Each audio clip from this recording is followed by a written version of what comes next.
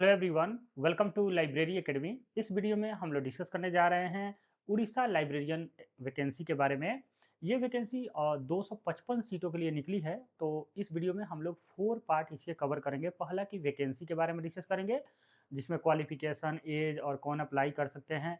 Second part में हम लोग इसके एग्जाम पैटर्न के बारे में बात करेंगे और थर्ड पार्ट में सिलेबस के बारे में हम लोग डिस्कस करेंगे। और फोर्थ पार्ट में हम लोग डिस्कस करेंगे कि कैसे इस एग्ज़ाम को आप क्वालिफ़ाई करके एक लाइब्रेरियन बन सकते हैं उड़ीसा में। देखिए, जो प्रिपरेशन का पार्ट है वो 2 तरह के बच्चे होते हैं। एक तो बिल्कुल नहीं पढ़े हैं पहले से कभी, और एक वैसे स्टूडेंट होते हैं जो किसी न किसी एग्ज़ाम को क्वालिफ़ाई किए हैं या उन्होंने पढ़ाई किया है या यूजीसी नेट को क्वालिफ़ाई किया है।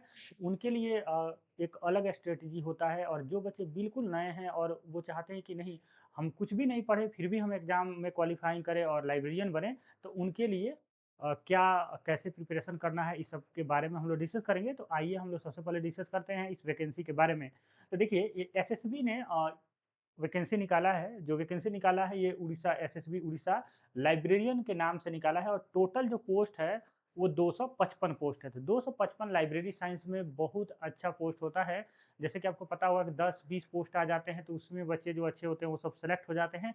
यहाँ तो मतलब बहुत ज़्यादा वैकेंसी है। इसमें हम लोग सैलरी, फीस, योग्यता, आयु के बारे में बात करेंगे, एग्जाम पैटर्न और आप फर्स्ट अटेम्प्ट में कैसे निकाल सकते हैं, ये सब के बारे में हम लोग डिस्कस करेंगे। मेरा नाम देवनम सर है और यूजीसी नेट, जेआरएफ, एमडीज, पीजीडीसीए, बिलीस, बीटेक है मेरा क्वालिफिकेशन।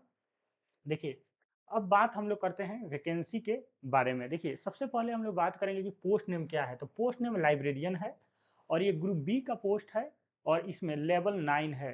तो लेवल 9 है, तो उड़ीसा के जो लेवल 9 है उसके अकॉर्डिंग आपको जो मैट्रिक्स देखेंगे तो लगभग 50,000 के आसपास सैलरी बनेगा। वर्क एक्सपीरियंस की अगर हम लोग बात करें तो मतलब कि सॉरी, वर्क लोकेशन की अगर हम लोग बात करें तो लोकेशन आपका non government aided college across Orissa. यानी कि जो ऐसे कॉलेज जो गवर्नमेंट ऑफ उड़ीसा उसको फंडिंग करती है, लेकिन वो गवर्नमेंट कॉलेज नहीं है, वहाँ पे ये पोस्टिंग होगी और एक परमानेंट नौकरी है, आपको कभी निकाला नहीं जाएगा। तो क्या है कि जैसे उड़ीसा में ना एक तो प्योर गवर्नमेंट कॉलेज होती है, एक ऐसे कॉलेज होते हैं जिनको गवर्नमेंट मतलब कि उसको टाइम टू टाइम या एवरी ईयर पैसे पे देती है। तो वैसे कॉलेज में आपका नौकरी लगेगा। टोटल वैकेंसी 255 है और जिसमें 67 सीट जो है वुमेन के लिए रिजर्व है। बाकी आप देखिएगा एसटी के लिए 58, एससी के लिए 35, एससी बीसी के लिए 19, यूआर के लिए 113 और पीडब्ल्यूडी के लिए 3 पोस्ट रिजर्वेशन के अकॉर्डिंग ये सब पोस्ट का डिस्ट्रीब्यूशन है। एज लिमिट में आपको 42 साल आपका मैक्सिमम एज होना चाहिए, लेकिन जो कैटेगरी का एज में छूट मिलता है 3 साल 5 साल, वो छूट आपको मिलेगा। बर्थ रेंज में देख सकते हैं आपका 2005 से मतलब बाद का जन्म नहीं होना चाहिए, 84 से पहले का जन्म नहीं होना चाहिए। एजुकेशन क्वालिफिकेशन में bachelor degree of library science मांगा गया है। किसी भी रिकॉग्नाइज्ड यूनिवर्सिटी से आपने अगर बैचलर ऑफ लाइब्रेरी साइंस किया है तो आप एलिजिबल हैं, बशर्ते एक बात का आप ध्यान रखेंगे कि कोई भी यहाँ पे जैसे बैचलर ऑफ लाइब्रेरी साइंस लिखा हुआ है तो bachelor of library information science वाले भी एलिजिबल होंगे, ठीक है। लेकिन एक बात का आप ध्यान रखेंगे कि आपका जो क्वालिफ़िकेशन है, ठीक है? ग्रेजुएशन के बाद आपने क्वालिफ़िकेशन लिया हुआ है, तो अगर आप एमलिस नहीं है, क्योंकि देखिए ये लेवल 9 का पोस्ट है, ग्रुप बी का पोस्ट है, तो बहुत बच्चों को ऐसा कन्फ्यूजन होगा कि एमलिस वाले ही एलिजिबल होंगे, ऐसा नहीं है। इसमें यूजीसी नेट का रिक्वायरमेंट नहीं है, यूजीसी नेट नहीं माँगा गया है, एमलिस नहीं माँगा गया है, सिर्फ़, ठीक है, बीलिस वाले इस फॉर्म को फिल अप कर सकते हैं। अब बात करते हैं कैंडिडेट की। यहीं पे सबसे बड़ा प्रॉब्लम आता है दूसरे स्टेट का कि ओनली उड़ीसा के जो रेसिडेंट्स है, जो उड़ीसा के स्टूडेंट हैं वही एलिजिबल हैं। तो बाकी दूसरे स्टेट के स्टूडेंट नहीं अप्लाई कर सकते हैं। तो आपका डोमिसाइल यहाँ पे लागू है और डोमिसाइल के तहत सिर्फ उड़ीसा स्टेट के ही बच्चे फॉर्म फिलअप कर सकते हैं। और ये उड़ीसा के स्टूडेंट के लिए बहुत अच्छा अपॉर्चुनिटी है, क्योंकि उनको पूरा ऑल इंडिया कंपटीशन फेस करना नहीं पड़ेगा। सिर्फ अपने ही स्टेट के बच्चों से कंपटीशन उनको फाइट करना है। तो अगर उनका एवरेज से थोड़ा-सा भी अबव अगर प्रिपरेशन है तो उनका सिलेक्शन गारंटी हो जाएगा।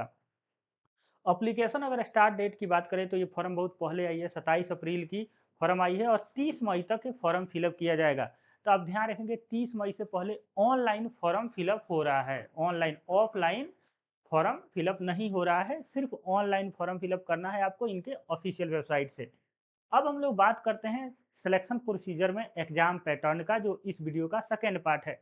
इसमें टोटल क्वेश्चन 100 क्वेश्चन पूछे जाएंगे और जो सभी क्वेश्चन होंगे वो एमसीक्यूज बेस्ड होंगे, कोई भी डिस्क्रिप्टिव या थ्योरी पेपर नहीं होंगे। टोटल मार्क्स 150 नंबर का होगा, यानी कि प्रत्येक क्वेश्चन करेक्ट अगर आप करते हैं तो 1.5 मार्क्स प्लस होंगे। अगर आप रॉन्ग करते हैं तो आपको 0.5 मार्क्स रिड्यूस हो जाएंगे, यानी निगेटिव मार्किंग है। एग्जाम आपका 2 आवर चलेगा और ये सिर्फ सिंगल सिटिंग एग्जाम है, मतलब एक एग्जाम होगा। अगर आप अच्छे नंबर ला लेते हैं तो आपका सिलेक्शन हो जाएगा। प्री मेंस और ये सब का कोई झंझट नहीं है। उसके बाद हम लोग थर्ड पार्ट चलते हैं सिलेबस। सिलेबस में आपके टॉपिक बहुत दिखेंगे, लेकिन पढ़ना सब है, लेकिन कुछ टॉपिक पर आपको फोकस करना है। तो किस टॉपिक पे फोकस करना है उसको मैं टिक करते जाऊंगा। आपको ये सिलेबस और ये जो पीडीएफ है ये आपको लाइब्रेरी एकेडमी ऐप पर भी मिल जाएगा, और आप हमारे टेलीग्राम चैनल से भी इस पीडीएफ को ले सकते हैं। तो नीचे डिस्क्रिप्शन बॉक्स में लाइब्रेरी एकेडमी ऐप का लिंक है, उसको डाउनलोड करके वहाँ पे कोर्सेस आप ज्वाइन कर सकते हैं। इस एग्जाम के प्रिपरेशन के लिए या यूजीसी नेट का प्रिपरेशन करना चाहते हैं तो आप ज्वाइन कर सकते हैं कोर्सेस। और अगर आप पीडीएफ प्राप्त करना चाहते हैं तो आप ऐप से भी ले सकते हैं, और टेलीग्राम चैनल का लिंक है नीचे डिस्क्रिप्शन बॉक्स में, वहाँ से भी क्लिक करके टेलीग्राम चैनल ज्वाइन करके आप ये पीडीएफ प्राप्त कर सकते हैं। तो आइए सिलेबस में देखते हैं। देखिए सिलेबस में टोटल 7 यूनिट है, यूजीसी नेट में 10 यूनिट है। तो यूजीसी नेट का 2 यूनिट आप छांट दें, जैसे लास्ट यूनिट जो है एक है रिसर्च मेथोलॉजी, और दूसरा यूनिट है जो 10 नंबर यूनिट है वो। 9 और 10 यूनिट अगर हटा दे तो टोटल जो 8 यूनिट है यूजीसी नेट का, उसी 8 यूनिट को एसएसबी उड़ीसा ने 7 यूनिट में डिस्ट्रीब्यूट किया हुआ है। यानी आपको यूजीसी नेट का सिलेबस फॉलो करना है, लेकिन 1 से लेके 8 तक का जो यूनिट है उसको फॉलो करना है। लेकिन वो आपको यूजीसी नेट का सिलेबस देखने की जरूरत नहीं है। यहाँ पे उन्होंने जो ऑफिशियल सिलेबस दिया है उसको मैंने यहाँ पे पूरे टॉपिक वाइज लिख दिया है। जैसे फर्स्ट यूनिट है foundation of library and information society, उसमें देखिएगा पॉइंट वाइज इन्होंने मेंशन किया है। जैसे टाइप ऑफ लाइब्रेरी आपको पढ़ना है, जैसे नेशनल लाइब्रेरी या स्पेशल लाइब्रेरी या आपका एकेडमिक लाइब्रेरी। फिर 5 लॉ ऑफ लाइब्रेरी साइंस पढ़ना है। फिर लाइब्रेरी लेजिस्लेशन पढ़ना है। बुक एक्ट जो है, रजिस्ट्रेशन ऑफ बुक एक्ट 8067 और 1954 और 1957 में इसमें अमेंडमेंट हुआ था, जो न्यूज़ पेपर ऐड किया गया था, उसको भी आपको पढ़ना होगा। लीगल इशू क्या होता है, इंटेलेक्चुअल प्रॉपर्टी राइट और प्लगरिज्म और राइट टू इंफॉर्मेशन है, यानी आरटीआई जो 2005 था, आरटीआई 2005 उसके बारे में आपको पढ़ना है। तो देखिए ये आपका 4 टॉपिक यहाँ हो गए। फिर अगर आप जाएंगे next library and information science education India की, मतलब हिस्टोरिकल बैकग्राउंड जानना चाहते हैं कि इंडिया में कैसे लाइब्रेरी इंफॉर्मेशन साइंस स्टार्ट हुआ, तो ये सभी टॉपिक इंपॉर्टेंट है अभी तक हमने जो बोला है। फिर प्रोफेशनल एसोसिएशन जो है, जैसे कि आईएलए, यूनेस्को या एज लीव, एएलए, अमेरिकन लाइब्रेरी एसोसिएशन, चाहे इफला हुआ, चाहे आपका एटलिस हुआ, तो जितने भी इंटरनेशनल और नेशनल लाइब्रेरी एसोसिएशन है वो सब आपको पढ़ना है। फिर यहाँ पे role of UGC and triple RLF and UNESCO और एनईपी 2020, ये इनका क्या रोल है, मतलब प्रमोशन और डेवलपमेंट ऑफ लाइब्रेरी में, लाइब्रेरी का प्रमोशन और डेवलपमेंट हो रहा है तो उसमें इनका क्या कंट्रीब्यूशन है ये पढ़ना है। फिर आपको कम्युनिकेशन एंड जो थ्योरी एंड मॉडल पढ़ना है वो पढ़ना है। देखिए ये जो टॉपिक है ना कम्युनिकेशन, इसमें पढ़ना होता है कि कम्युनिकेशन क्या होता है, कम्युनिकेशन का क्या कंपोनेंट है। इसके अलावा थ्योरी, जैसे शैनन वेबर मॉडल होता है, लेसवेल मॉडल होता है, तो जितने भी मॉडल है कम्युनिकेशन मॉडल वो सब आपको पढ़ने हैं। फिर user study and method and technique है। फिर इंफॉर्मेशन लिटरेसी पढ़ना है। फिर देखिए इंफॉर्मेशन लिटरेसी में मॉडल वगैरह भी पढ़ना है, जैसे कि आपको पता कुथाऊ का इंफॉर्मेशन लिटरेसी मॉडल है, या आपका अ, बहुत सारे, मतलब कि 7-8 इसमें 10 लगभग इंफॉर्मेशन लिटरेसी W8W मॉडल है। ठीक है, तो उन सब मॉडल को पढ़ना पड़ेगा। तो ये सभी टॉपिक बहुत इंपॉर्टेंट है, क्योंकि यूजीसी नेट भी से यहाँ से क्वेश्चन आते हैं। अब बात आती है यूनिट 2। यूनिट 2 में इन्होंने मैनेजमेंट टॉपिक, यानी library management and information centre नाम दिया है। तो वो मतलब यहाँ से यूनिट 2 से कौन कौन टॉपिक पढ़ना है आपको, मैनेजमेंट प्रिंसिपल, बेसिक प्रिंसिपल, जिसमें आपको पोस्ट कोर भी पढ़ना है। ठीक है, planning, organizing, staffing, directing, coordinating, reporting, budgeting, ये आपको पढ़ना है। फिर साइंटिफिक मैनेजमेंट थ्योरी पढ़ना है। ठीक है, जो SW टेलर का थ्योरी साइंटिफिक मैनेजमेंट पढ़ना है, वो पढ़ना है। फिर प्रिंसिपल ऑफ मैनेजमेंट, टेलर का, फेओल का, बर्नार्ड का, तो ये जो तीनों साइंटिस्ट का नाम लिखा हुआ है, तो तीनों साइंटिस्ट का आपका मैनेजमेंट प्रिंसिपल पढ़ना है। उसको organization structure, planning, division organization, chart, building, library, furniture, ये सब अथॉरिटी, कमिटी, ये सब पढ़ना है। यानी कि देखिए, हमको लेवल ऑफ मैनेजमेंट पढ़ना है और इसके साथ-साथ हमें कमिटी पढ़ना है। जैसे एडहॉक कमिटी होती है, स्टैंडिंग कमिटी होती है लाइब्रेरी में, तो ये सब की क्या-क्या रिस्पॉन्सिबिलिटी होती है, उसके बारे में हमें पढ़ना होता है। फिर management of the house keeping operation, जो जैसे कि लाइब्रेरी के जितने भी सेक्शन होते हैं, उसमें ये जो management of house keeping operation होता है, तो उसके अंतर्गत लाइब्रेरी के जितने भी सेक्शन होते हैं, उसके बारे में पढ़ना होता है। जैसे एक्विजिशन सेक्शन का काम क्या है, टेक्निकल सेक्शन का काम क्या है, सर्कुलेशन सेक्शन का काम क्या है, मेंटेनेंस सेक्शन का काम क्या है, तो पीरियडिकल सेक्शन का क्या काम है, तो इन सबके सेक्शन को इंडिविजुअली पढ़ना होता है। इसके साथ-साथ आपको स्टाफ फ़ॉर्मूला को भी ध्यान रखना होगा कि किस सेक्शन में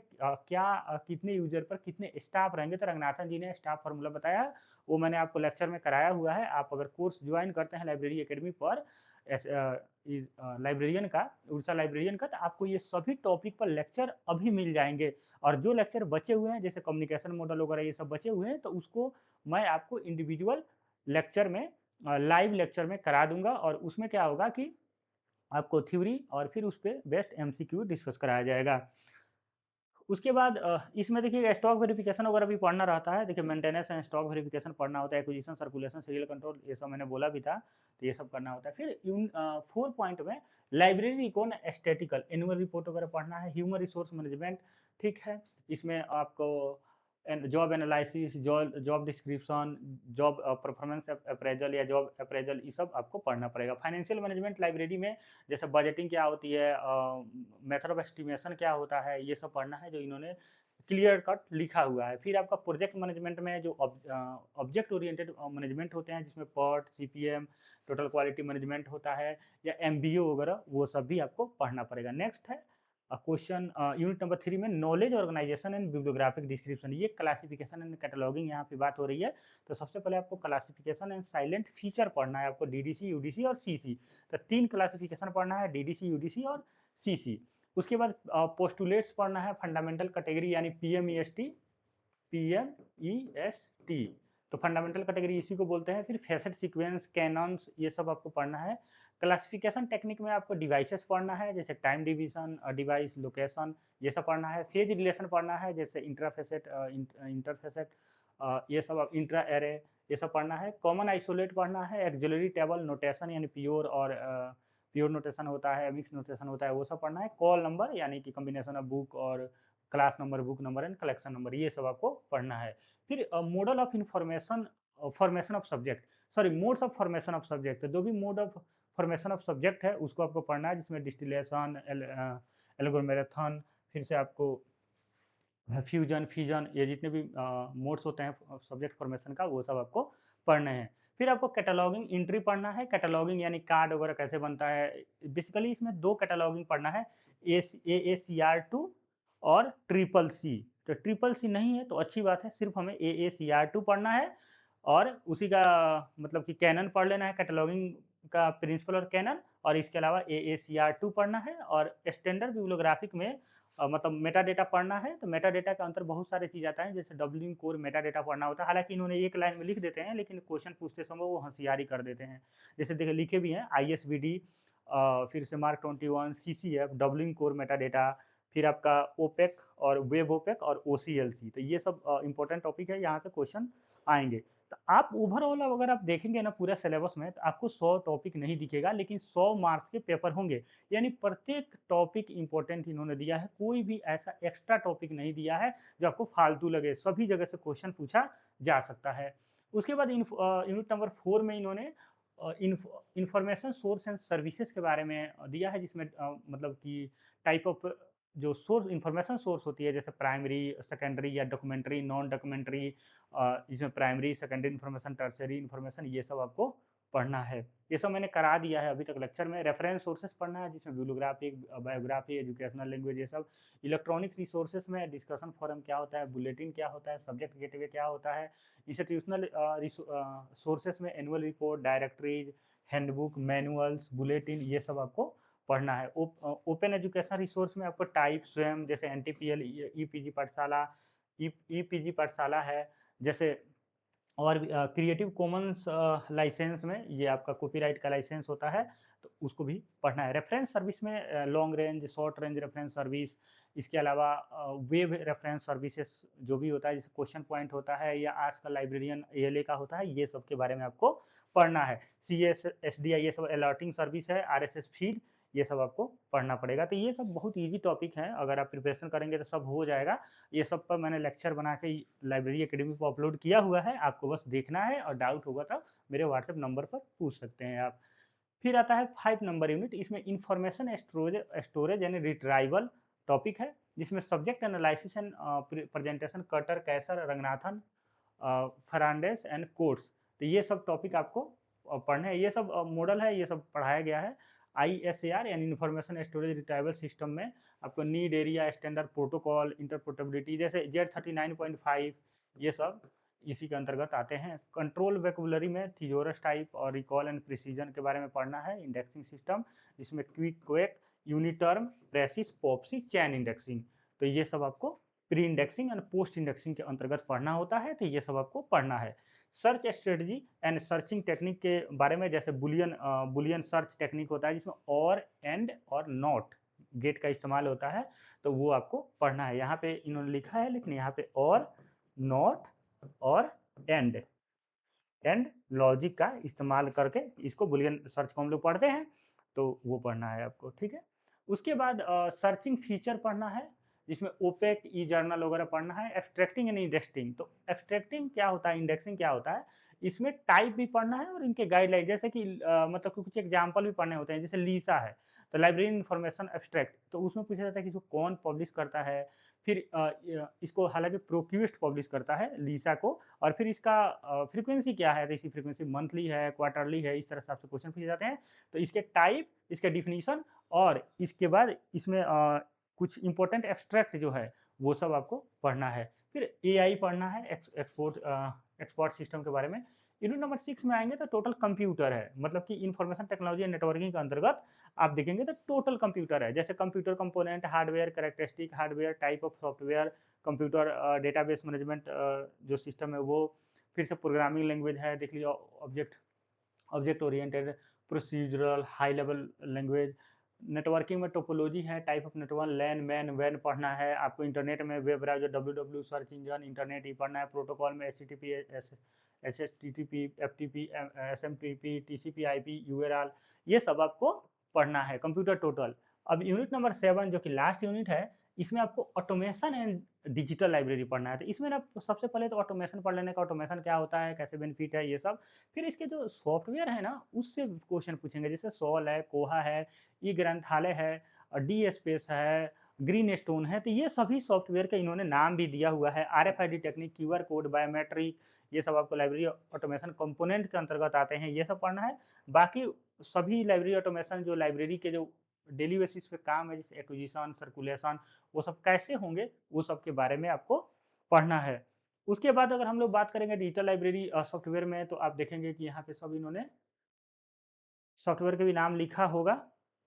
चलिए, नहीं लिखा गया है तो कोई बात नहीं, आपको जो भी सॉफ्टवेयर है, जैसे कोहा है, सॉल है, ई ग्रंथालय है, इसके अलावा डी स्पेस है, ई प्रिंट्स है, इसके अलावा आपको ग्रीन स्टोन है। तो ये सब सॉफ्टवेयर के फीचर्स और सॉफ्टवेयर के बारे में आपको पढ़ना होगा, वो मैं आपको कराऊंगा।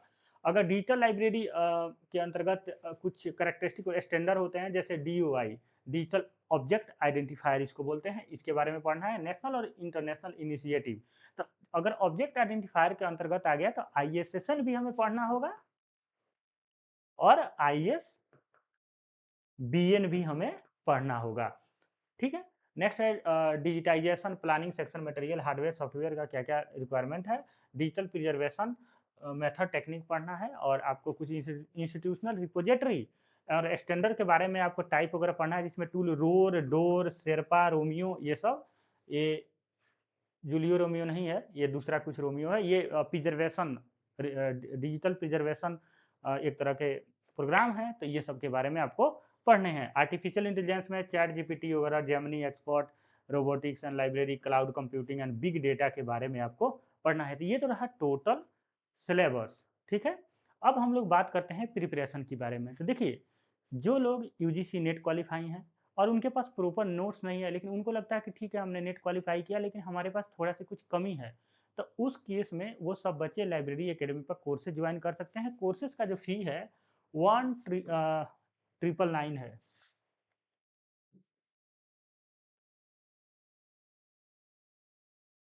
वन एक कुछ ऐसा फीस है 1953, जो कि आपका जीएसटी लग के 1999 में आपको कोर्स मिल जाएगा। ठीक है, ये टैक्स लगने के बाद आपको 1999 में आपको कोर्स मिल जाएगा। ठीक, तो वो बच्चे कोर्स ले सकते हैं जो स्टूडेंट ऐसा लगता है कि नहीं मुझे पूरा फिर से सिलेबस को ब्रश अप करूँगा, ये मौका जाने नहीं दूँगा। और इन केस हो सकता है ना कि आपने नेट क्वालीफाई किए हो, आपके पास कोई नोट्स नहीं हो, आपको रिवीजन करने में दिक्कत हो, चाहे आप 2 साल पहले नेट क्वालीफाई हो, तो उस केस में आपको पूरा फिर से आपको थोड़ा-सा लगना पड़ेगा। नहीं तो क्या होता है कि ठीक है, आता है, थोड़ा मार्क्स से रह जाता है। तो वैसे बच्चों को कोर्स ले लेना चाहिए। अगर वो नहीं लेना चाहते हैं, तो सिर्फ़ उनको previous year question paper follow करना चाहिए। प्रीवियस ईयर क्वेश्चन पेपर किस चीज़ का? तो पहला है यूजीसी नेट का, दूसरा है आपका केवीएस का। केवीएस 2023 में जो हुआ था और 2026 में हुआ है इसका पेपर। फिर डी ट्रिपल एस बी का आपको 2021 से लेके 2025 तक जो पेपर हुए हैं वो। फिर एमपीपीएससी लाइब्रेरियन का जो 2018 और 2025 का पेपर हुआ है। तो इन सब पेपर का और यूजीसी नेट का लास्ट के 15 पेपर, यानी अभी से जितने भी पेपर हुए हैं, जैसे कि 2000 हर साल 2 पेपर होते हैं, तो समझ जाइए 7.5 साल का पेपर आपको फॉलो करना है। केबीएस का 23 से 26, डी ट्रिपल एस बी 21 से 25 और एमपीपीसीएस 18 से 25। तो ये क्वेश्चन आपको फॉलो करना है, सिर्फ जो यूजीसी नेट क्वालिफाई है। अब बात करते हैं हम लोग जो बच्चे बिल्कुल ब्लैंक है, जो कि कुछ भी नहीं जानते या थोड़ा बहुत जानते हैं। हालांकि कोई ऐसा स्टूडेंट नहीं होगा जो थोड़ा बहुत नहीं जानता होगा। रीजन ये है कि बिलीस किए हैं तो आपने पढ़ाई किया है, तो बिलीस करते समय तो लाइब्रेरी साइंस पढ़े ही है। तो आपको बस ये कहिए कंपटीशन पॉइंट ऑफ व्यू से आपको अप्रोच अभी नहीं है, अभी आप एक बिगिनर हैं या आप मॉडरेट हैं, तो उस केस में आपको अब नोट्स बनाने मत बैठ जाइएगा और आप बुक पूरा लेके फॉलो करने मत बैठ जाइएगा। नहीं तो आपको मतलब डिस्ट्रैक्शन इतना होगा कि आप कंफ्यूज हो जाएंगे, बहुत ज़्यादा हार्ड वर्क लग जाएगा आपका। तो आपके हार्ड वर्क को बचाने के लिए ही हम लोग हैं। आपको चुपचाप कोर्स ले लीजिए 1999 में। और जितने भी टॉपिक थ्योरेटिकल में मैं कराता हूँ, वो सभी टॉपिक पर इन सभी एग्जाम में क्वेश्चन पूछे गए हैं। इन सबको मैं उसी समय डिस्कस कर देता हूँ। डेमो लेक्चर अवेलेबल है, आप लाइब्रेरी एकेडमी ऐप पर जाइए, वहाँ डेमो लेक्चर देख लीजिए। फिर आपको अच्छा लगे तो आप कोर्स ले सकते हैं। फीस रिफंडेबल नहीं है, एक बात बता देता हूँ। आप डेमो लेक्चर प्रॉपर देख लीजिए तभी कोर्स लीजिए। अगर कोई डाउट है तो आप मेरे नंबर पे 8851871248 पे आप कांटेक्ट कर सकते हैं। ठीक है, देखिए ये जो कोर्स मतलब आप क्या होता है, स्टूडेंट का क्या दिक्कत है कि अपने से ये फॉलो करते हैं। तो आज उन्होंने कुछ टॉपिक पढ़ा और जब क्वेश्चन बनाने जाते हैं तो वहाँ पे इनको इंडिविजुअल क्वेश्चन नहीं मिलता है। जैसे एग्जांपल के तौर पे अगर हमने आज कम्युनिकेशन मॉडल पढ़ा, ठीक है, मान लीजिए हमने कम्युनिकेशन मॉडल पढ़ा। अब कम्युनिकेशन मॉडल पढ़ने के बाद क्या हमें ये क्वेश्चन उठा लेंगे तो हमें कम्युनिकेशन मॉडल का क्वेश्चन एक जगह मिलेगा? नहीं मिलेगा।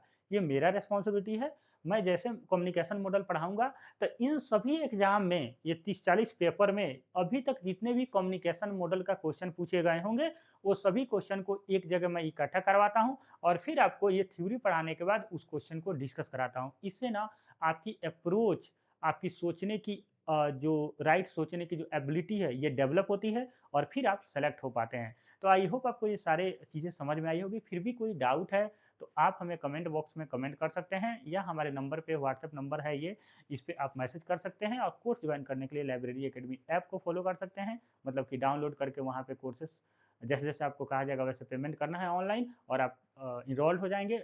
ऑनलाइन जो वीडियो अवेलेबल है वो अभी आपको अभी मिल जाएगा, आप अभी उसको देख सकते हैं। जो लेक्चर अभी नहीं बने हुए हैं उसको लाइव हम लेक्चर में आज भी लेक्चर होगा, उसको हम लोग लाइव में कवर कर लेंगे। Thank you for watching. मिलते हैं नेक्स्ट वीडियो में नए नॉलेज के साथ। Thank you for watching.